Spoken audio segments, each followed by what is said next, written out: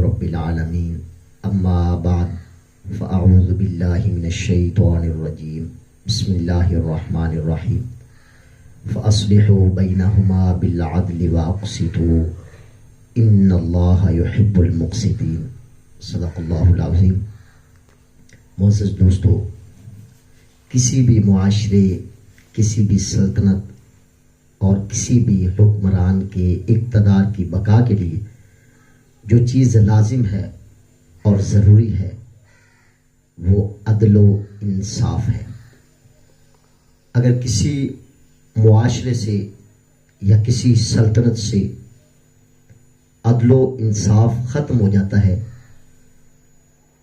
تو وہ معاشرہ اور وہ سلطنت چل نہیں سکتی، کیونکہ عدل و انصاف بہت ضروری ہے۔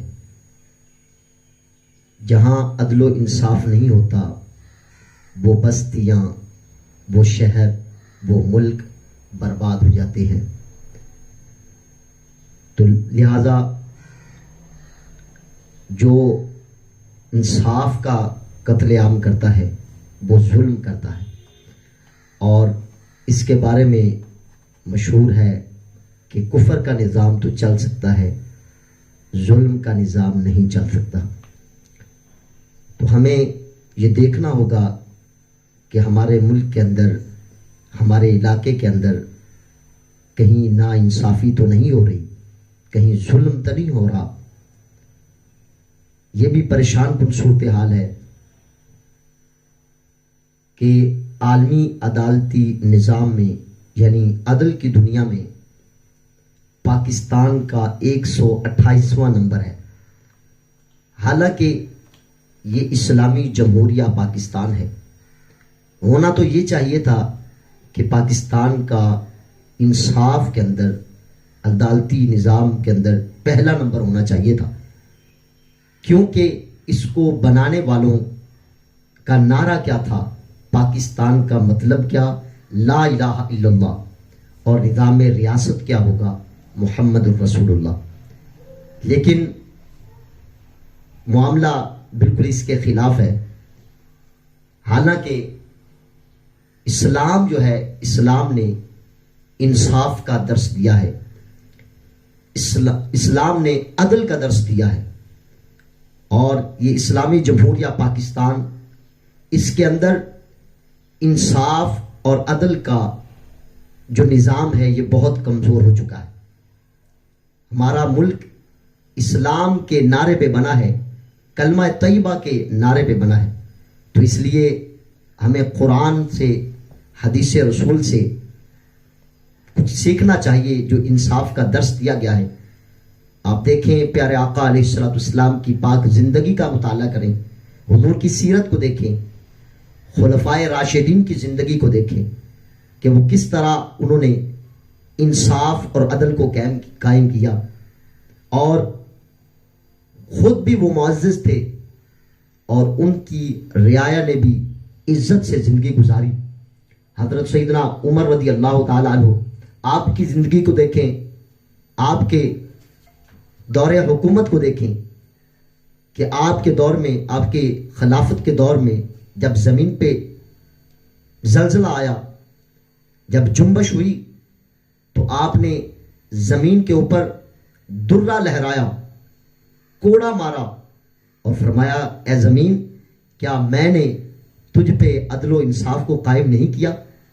تو آپ نے اپنے عدل اور انصاف کا جو ہی حوالہ دیا تو فوراً زلزلہ تھم گیا، زمین ساکت ہو گئی۔ تو آج جتنی تباہی اور بربادی ہے، اس کے اندر نیچے سے لے کر اوپر تک جتنے ظالم ہیں یہ تمام ذمہ دار ہیں، جتنے عدل و انصاف کے قاتل ہیں یہ سب ذمہ دار ہیں۔ بڑا افسوس ہوگا اگر ہمارے ماضی کے حالات پہ، ماضی قریب میں جو واقعات پیش آئے ہیں ان پہ ہم غور کریں تو، کہ اس ملک کے اندر شک کی بنیاد پر غبارے بیچنے والا بیچارہ پتوں کی کے اندر، میرج ہال کے اندر لوگوں نے مار مار کے اس کو قتل کر دیا گیا۔ اس کے بچوں کو یتیم کر دیا گیا. دوسری طرف یہی قوم، وہ لوگ جنہوں نے ملک لوٹا، جنہوں نے ان کے بچوں کو جو ہے معاشی طور پہ یتیم کر دیا، انہی لوگوں پر یہی لوگ، یہی عوام پھول برسا رہے ہوتے ہیں. تو یہی وجہ ہے کہ آج ہم ناکام ہو رہے ہیں اور ہماری طرف جو ہے پوری دنیا انگلی اٹھا رہی ہے کہ اس ملک کے اندر انصاف نہیں ہے. تو یاد رکھیں، پاکستان کے حالات دیکھ کر بڑا دل خون کے آنسو ہوتا ہے کہ یہ کیا معاملہ ہے کہ عدالت میں چلے جاؤ، جہاں بھی چلے جاؤ، آپ گلی محلے میں چلے جاؤ تو آپ کو انصاف کی طرف کوئی کھڑا نظر نہیں آئے گا. جو بھی آپ دیکھیں گے اپنے تعلق کی طرف، اپنی برادری کی طرف، اپنے مفادات کے ساتھ کھڑا ہوا نظر آئے گا.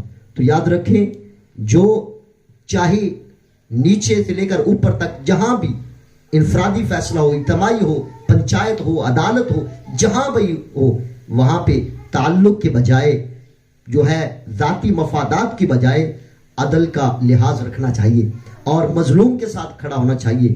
جیسے قاضی شریح کے بارے میں ہے کہ اس کے بیٹے نے ایک مجرم کی ضمانت دی، کہا کہ والد گرامی اگر یہ بندہ واپس نہ آیا تو میں اس کا ضامن ہوں، میں ضمانت دیتا ہوں، جو بھی سزا ہو مجھے دینا.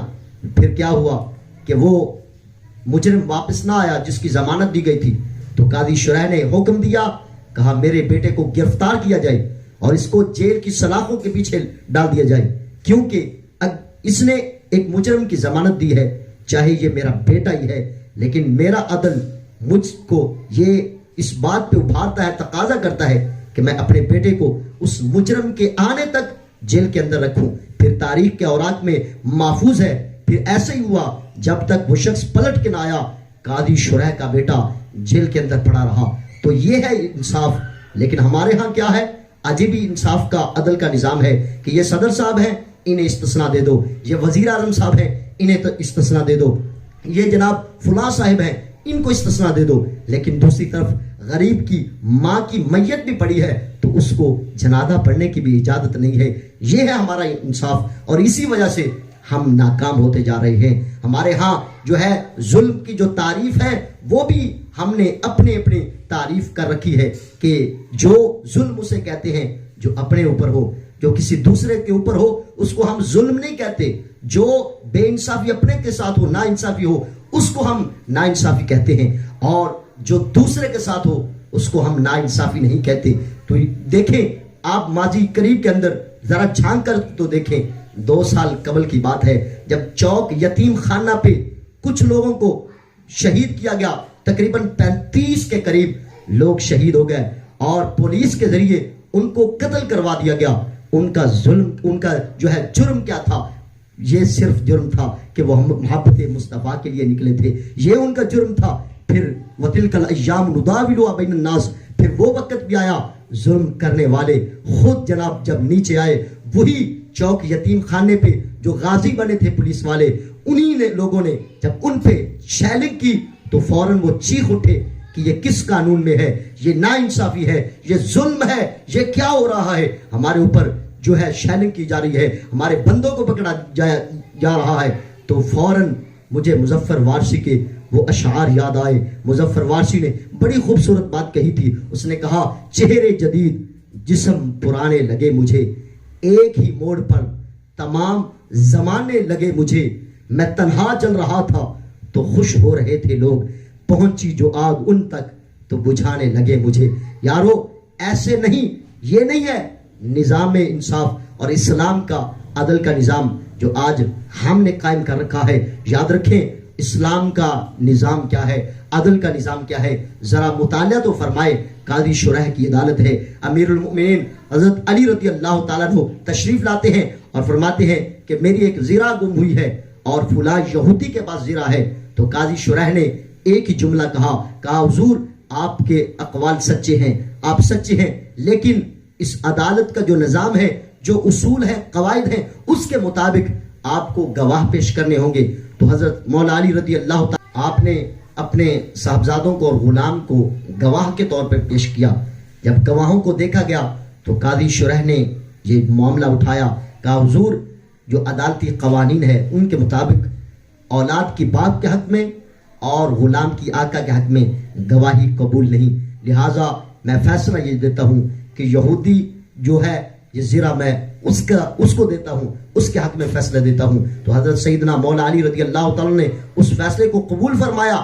آج حالات یہ ہے کہ اگر فیصلہ اپنے حق میں آئے تو کہتے ہیں قاضی صاحب نے کمال کر دی، جسٹس صاحب نے آئین کا تحفظ کیا، لیکن اپنے خلاف آئے تو کہتے ہیں کہ یہ جو آئین کو تار تار کر دیا، جو ہے انصاف کو پامال کر دیا گیا، حدود کو پامال کر دیا گیا۔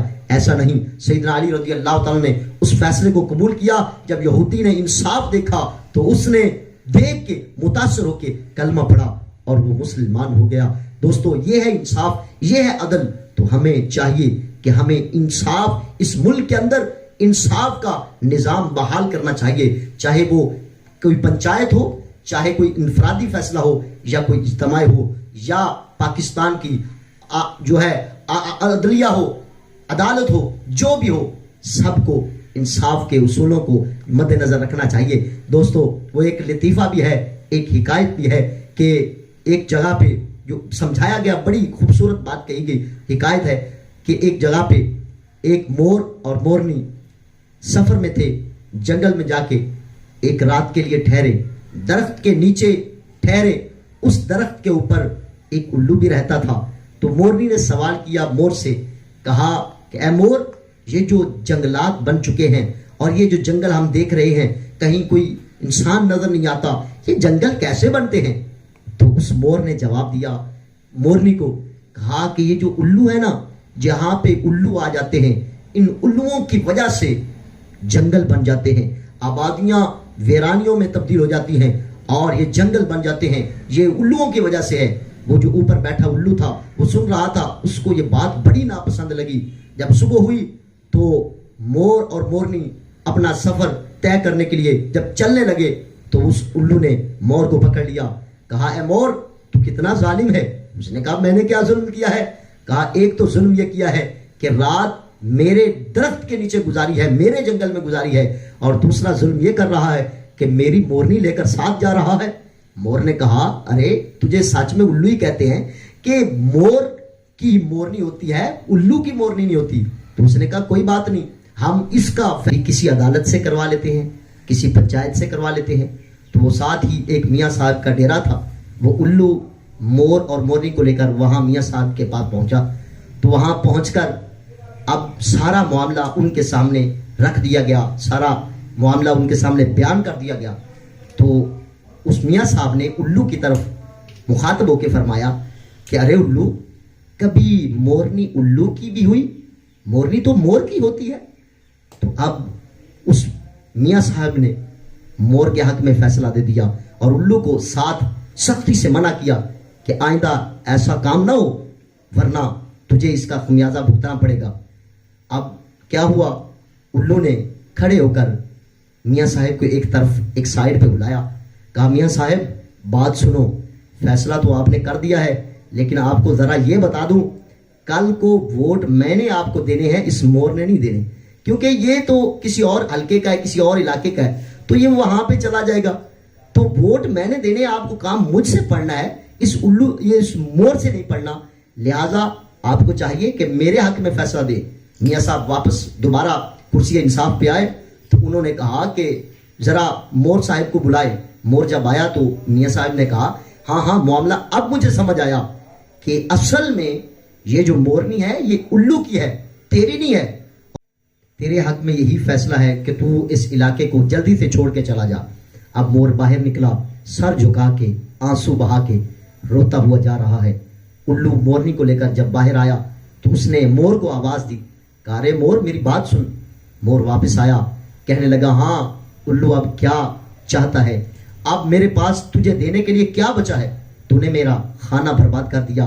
اس الو نے کہا کہ بس میں تجھے یہ بتانا چاہتا تھا، میں نے تیری مورنی کا کیا کرنا ہے، میں تجھے یہ بتانا چاہتا تھا جو رات کو تو کہہ رہا تھا کہ جو جنگل بنتے ہیں، یہ جو بربادیاں ہوتی ہیں، ان الوؤں کی وجہ سے ہوتی ہے۔